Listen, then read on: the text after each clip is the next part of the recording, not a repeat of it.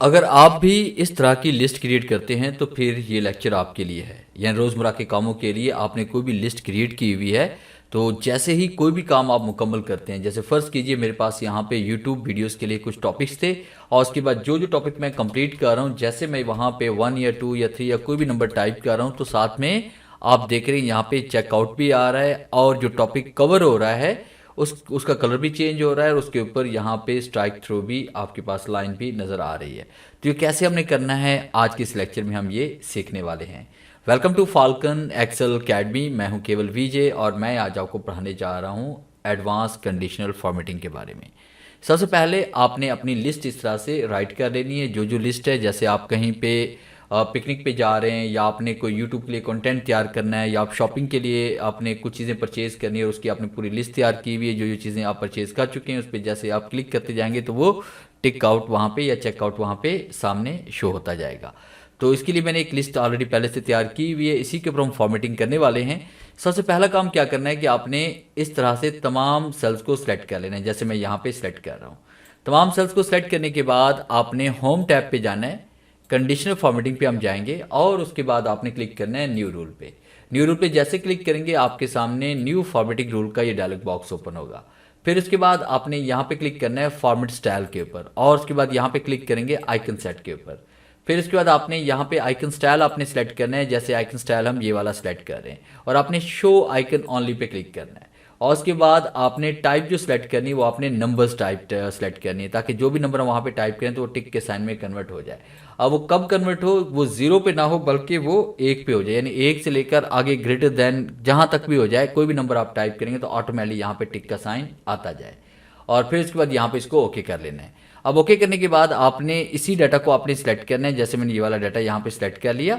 Data select करने के बाद फिर मैंने क्या किया, दोबारा होम पे हम आते हैं, कंडीशनल फॉर्मेटिंग पे हम आएंगे और उसके बाद न्यू रूल पे हम क्लिक करेंगे और यूज़ ऑफ फार्मूला पे हम क्लिक करेंगे। यहाँ पे फार्मूला हमने इस्तेमाल करना है, इज इक्वल टू राइट करेंगे और यहाँ पे सेल रेफरेंस ये वाला दे देंगे और फिर 2 मरतबा आपने कीबोर्ड से F4 प्रेस करना है ताकि डॉलर का साइन शुरू में आ जाए।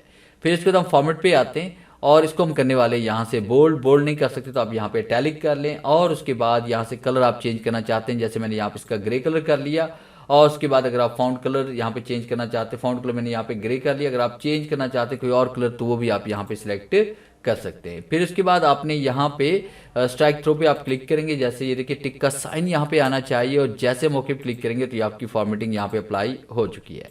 अब देखिए फर्स्ट कीजिए कि मैंने यहाँ पे मैच फार्मूला इन एक्सेल ये कंप्लीट कर लिया है। 1 टाइप करके जैसे इंटर करेंगे तो ऑटोमेटिकली देखिए वहाँ पे कलर भी चेंज हो रहा है, उसके बाद सामने टिक का साइन भी इसमें आ रहा है। जूम इन में कर रहा हूँ।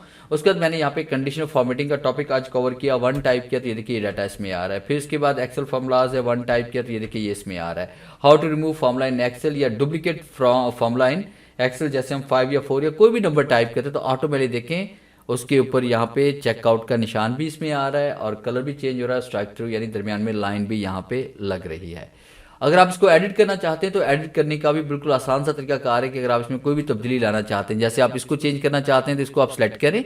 सेलेक्ट करने के बाद दोबारा आपने होम पे आना है, कंडीशनल फॉर्मेटिंग पे हम आएंगे और उसके बाद आपने मैनेज रूल पे क्लिक करना है और यहाँ पे जैसे डबल क्लिक करेंगे तो आप उसी जगह पे चले जाएंगे। फॉन्ट पे क्लिक करके अपनी मर्जी से आप यहाँ पे दोबारा कलर भी चेंज कर सकते हैं। जिस तरह मैंने यहाँ पे कर लिया रेड कलर और उसके बाद ये देखिए रेड कलर मैंने कर लिया और आप चाहें तो स्ट्राइक थ्रू को हटा भी सकते हैं और लगा भी सकते हैं। फिलहाल लगा लेते हैं, इसको ओके क्लिक करते हैं एंड ओके क्लिक करते हैं और ओके क्लिक करें। देखें कलर यहाँ पे चेंज हो रहा है। 1 टाइप करें तो आपके सामने देखें यहाँ पे कलर भी चेंज हो रहा है। तो ये था मेरा आज का लेक्चर जिसमें मैंने आपको पढ़ाया MS एक्सेल में एडवांस फॉर्मेटिंग का यूज़, कि एडवांस फॉर्मेटिंग का यूज़ करते हुए आप टू डू लिस्ट किस तरह से क्रिएट कर सकते हैं विद चेक बॉक्सेस। उम्मीद है आज के इस लेक्चर में ज़रूर कुछ नया सीखने को मिला होगा। वीडियो अच्छी लगी है तो इसे लाइक कीजिए और अपने दोस्तों के साथ शेयर कीजिए। मिलते हैं हम नेक्स्ट लेक्चर में, तब तक के लिए गुड बाय।